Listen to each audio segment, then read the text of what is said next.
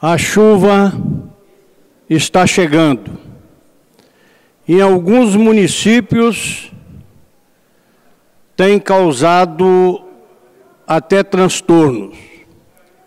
Mas o maior transtorno está na cabeça do agricultor, porque perder as suas lavouras, o cafezal com a seca, e hoje vê essa preciosa chuva cair em suas terras e não tem dinheiro para plantar.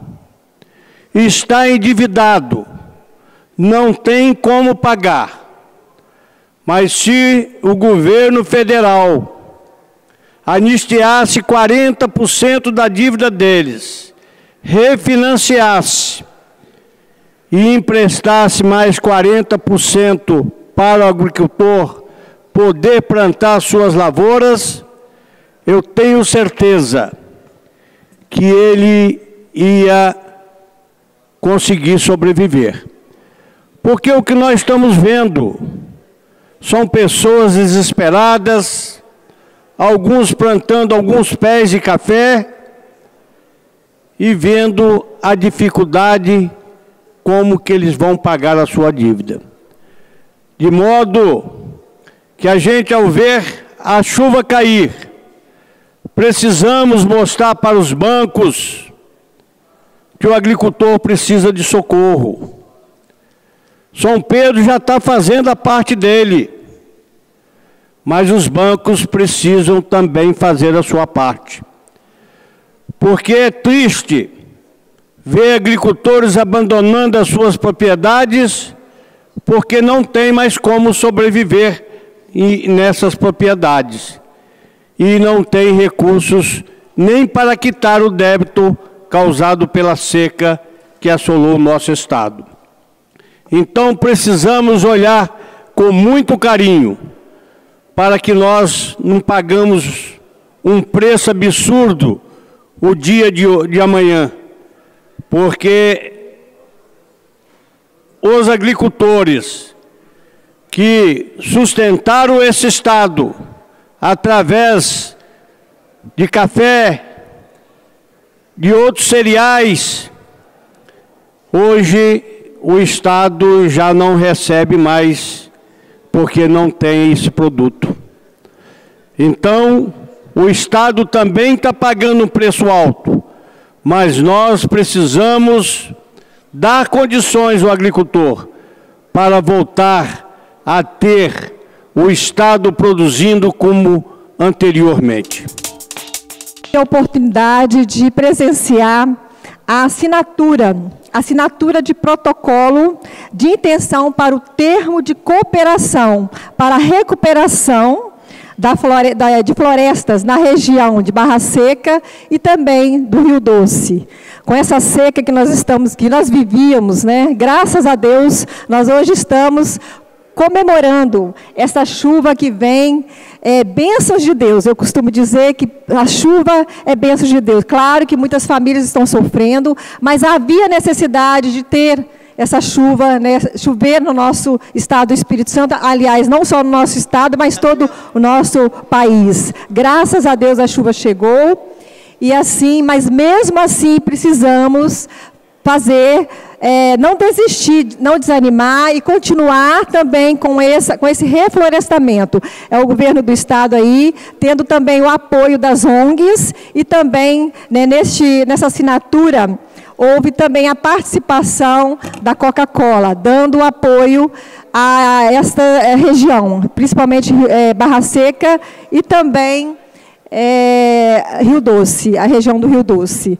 Quero desejar a todos, né, vocês, que nós tenhamos chuvas de bênção continuando no nosso município, no nosso estado do Espírito Santo, e assim que a gente possa também fazer com que no futuro a gente possa segurar essa água, como sempre a gente na agricultura, na Comissão da Agricultura, sempre divulgando e também trabalhando com esse sentido. Nesse momento, volta um pouco a esperança dos nossos agricultores, quando devagar as chuvas estão voltando. Já tivemos mais ou menos 200 milímetros de chuva no nosso estado e principalmente no norte do estado. Pena que o programa de barragens não avançou muito para segurar essa chuva, essa água que está se avolumando nos rios, está chegando no mar, e assim a gente vai continuar correndo atrás da água, principalmente nos períodos de mais escassez. Não é? Mas nós tivemos uma ação muito importante essa semana, deputado Guerino, que nós temos falado muito aqui no Reflorestar. Por quê? Porque esse programa, ele tem como ação principal a conscientização das pessoas que não basta apenas pedir a chuva, não basta apenas fazer a barragem, mas é necessário recuperar o que foi destruído ao longo dos anos no estado do Espírito Santo e no país. E o projeto Reflorestar, ele vem dar a oportunidade a alguns agricultores de serem subsidiados e possam assim trabalhar na recuperação de áreas que foram degradadas com a irresponsabilidade, ganância, incoerência, imprudência ou até mesmo ingenuidade. Anos passados, por ações do governo, muita gente desmatou. E por ações também patrocinadas pelo governo, muita gente fez o Provásia e acabaram drenando as suas áreas, que eram áreas que seguravam a água para atender nos momentos de dificuldade. E hoje, nós estamos vendo ações quase que irresponsáveis também, fazendo poços artesianos em todos os cantos, sem nenhuma fiscalização. Qual é a nossa preocupação? As nossas matas se foram, os nossos brejos se foram, e agora também poderemos ter colocado em risco as nossas águas subterrâneas.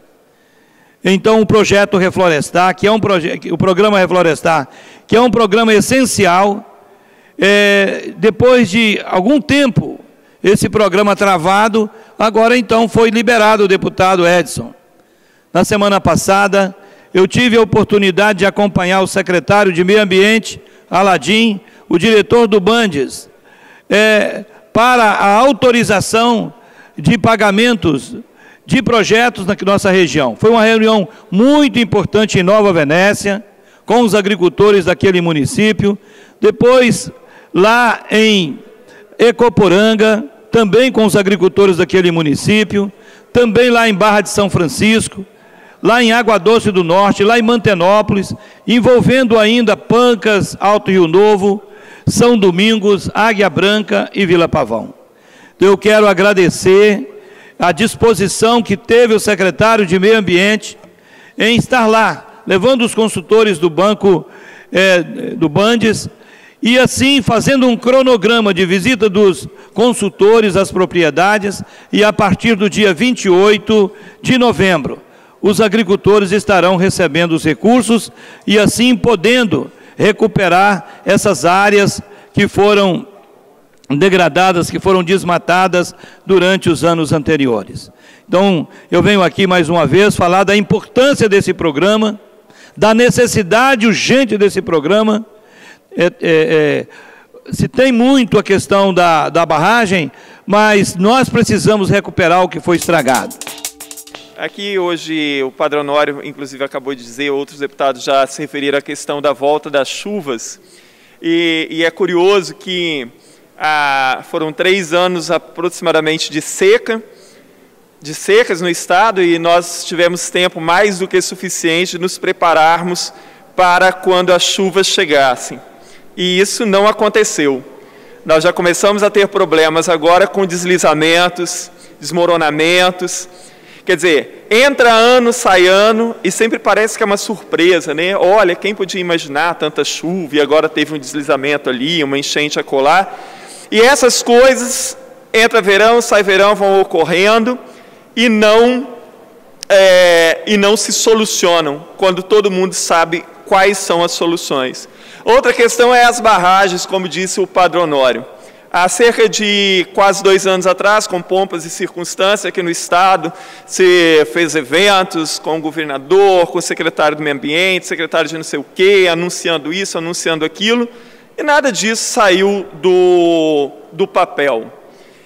O Padre Honório falou sobre o programa Reflorestar, e é interessante, eu não sei se estão lembrados, contra o meu voto na ocasião, eu alertei sobre isso, um projeto de lei que foi aprovado aqui que autoriza o governo do Estado a usar superávit dos fundos para o que bem entender. Ora, se ao final do ano os fundos de um determinado segmento não foram utilizados, então o governo vai dizer, olha, houve superávit de tanto, e aquilo vai ser aportado para o que o governo quiser. Esse ano, consta, nós pedimos um requerimento oficial de informação de qual é o superávit dos fundos existentes aqui no Estado.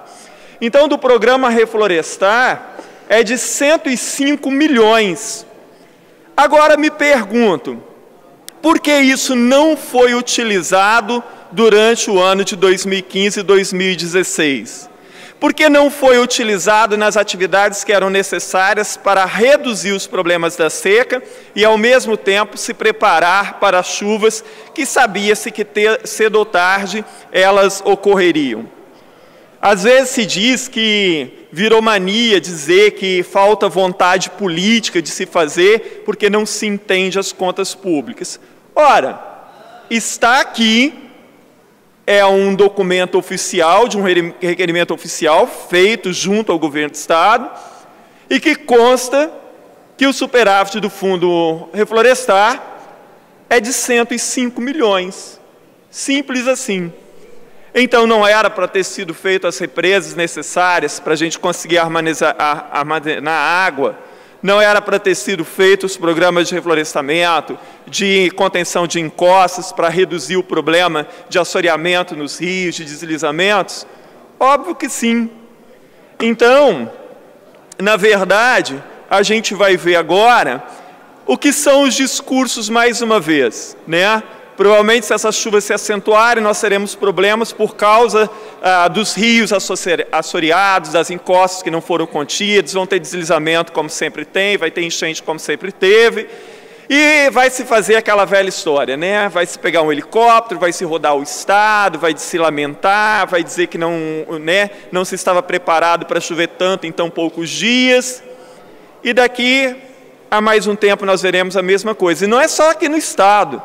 Isso é o retrato do que acontece no Brasil. Ali na região serrana do Rio de Janeiro, como na região serrana aqui do Espírito Santo, já ocorreram deslizamentos de segunda-feira para cá. Então, não é falta de dinheiro. Agora, será que o dinheiro dos fundos não estariam sendo utilizados propositalmente porque esta casa autorizou o governo a usar superávit dos fundos para o que bem entendesse? Porque uma coisa é muito óbvia, se o dinheiro dos fundos não são utilizados, então, ao final do ano, com o dinheiro sobrando, vai se dizer que isso é um superávit, quando o dinheiro não foi aplicado onde deveria. Como eu digo sempre, os projetos que vêm aqui para essa Assembleia precisam ser debatidos de uma forma mais profunda, para evitar que coisas como essa ocorram. Os agricultores estão há um tempo já reclamando sobre essa questão do reflorestar, e está aqui o dinheiro que praticamente não foi utilizado e que a partir do ano que vem poderá ser utilizado pelo governo, então, da forma que bem entender. Será dada a ordem de serviço da segunda etapa da Avenida Alice Coutinho, nome este que eu tenho muito orgulho por ser o nome da minha mãe. De uma avenida importante para a cidade, e que será dada a ordem de serviço da sua segunda etapa, já tendo concluída a primeira, ligando a Câmara Municipal de Cariacica, às margens da BR-262, até o trevo do bairro Maracanã e Bela Aurora. Essa segunda etapa, que será dada a ordem de serviço na tarde de hoje, é muito importante, primeiro, porque ela vai canalizar um valão chamado Maria Preta, um valão que corta Cariacica, principalmente na região de Campo Grande até o bairro Vila Isabel, e que muito transtorno causa, principalmente nesse período de fortes chuvas. E essa ordem de serviço veio num momento importante, como eu disse, com as chuvas que estão chegando, a preocupação da população que mora ali às margens desse valão, e que já foi prometido há muitos anos que seria dada uma solução, e somente agora essa ordem de serviço será dada na tarde de hoje, onde nós teremos aí o início do nosso sonho realizado. Avenida Alice Coutinho, como eu disse, a primeira etapa concluída, estaremos dando a ordem de serviço da sua segunda etapa. Após concluída, ela se ligará à rodovia Leste-Oeste, que também está em franco andamento as suas obras, obra também importante, a obra mais importante no município de Cariacica, a rodovia Leste-Oeste, que também no trecho Cariacica leva o nome do meu pai, Aloísio Santos. Então eu gostaria de anunciar essa importante obra para você, telespectador, você que nos dá a oportunidade que esse canal Cidadão chegue até você. Essa é uma obra que teve a participação da Assembleia Legislativa, inclusive na semana passada nós votamos a alteração do objeto de um contrato, de um empréstimo feito entre o BNDES, aonde a Avenida Alice Coutinho Santos é alvo dos investimentos desse recurso. Eu passei 10 anos no Tribunal de Contas e todas essas emendas que eu estou apresentando com relação ao Tribunal de Contas, elas são fruto exatamente da deficiência que eu entendo que existe na legislação de excesso de poder a um órgão que não é decisório, é apenas de informação, de orientação. Então, eu acho que o Tribunal de Contas não pode ter um poder que não é adequado à sua Constituição legal. Porque se partir do princípio que a pessoa que tem conta no tribunal é culpado, a pessoa só é culpada com sentença transitada em julgado.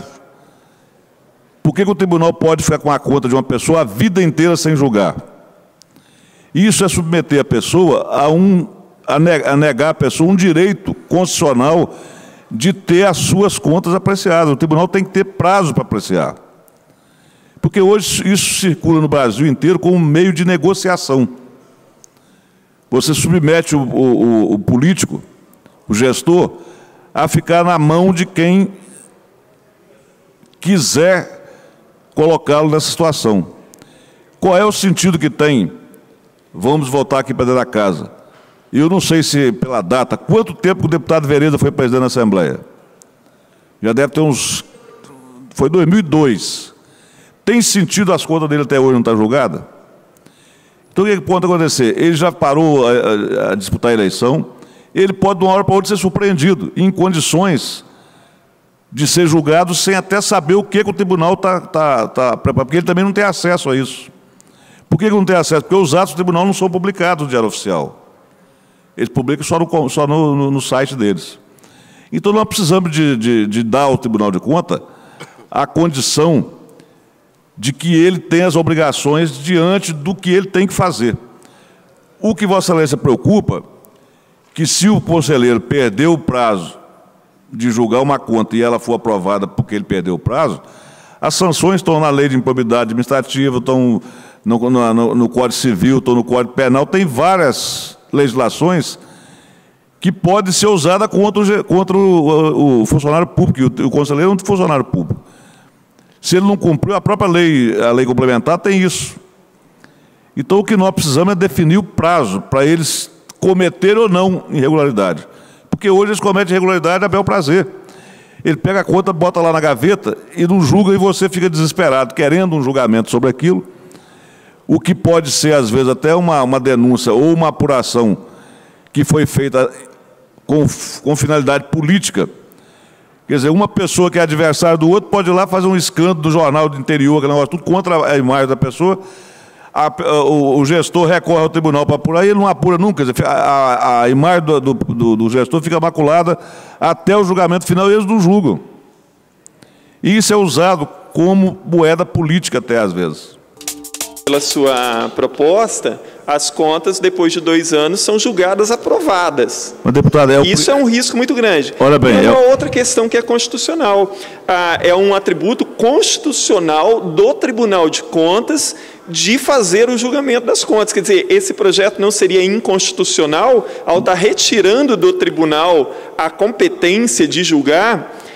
E eu volto a dizer, nós, como o Tribunal de Contas é um órgão auxiliar do Poder Legislativo, nós deveríamos criar mecanismos para fazê-los trabalhar e com punições claras. Hoje, pela manhã, no jornal, estava dizendo que uma pesquisa feita pelo Tribunal de Contas da União, ou o Ministério Público Federal, mostra que a maioria dos tribunais de contas dos estados, eles contribuem para maquiar as contas dos governos e das prefeituras, porque, obviamente, são órgãos parcialmente políticos e não realmente independentes. Então, eu continuo questionando tanto a constitucionalidade como o fato de que essa emenda pode sair o tiro pela culatra. Não, a diferença é o seguinte, ninguém pode ter poder de julgar na hora que quer, ninguém.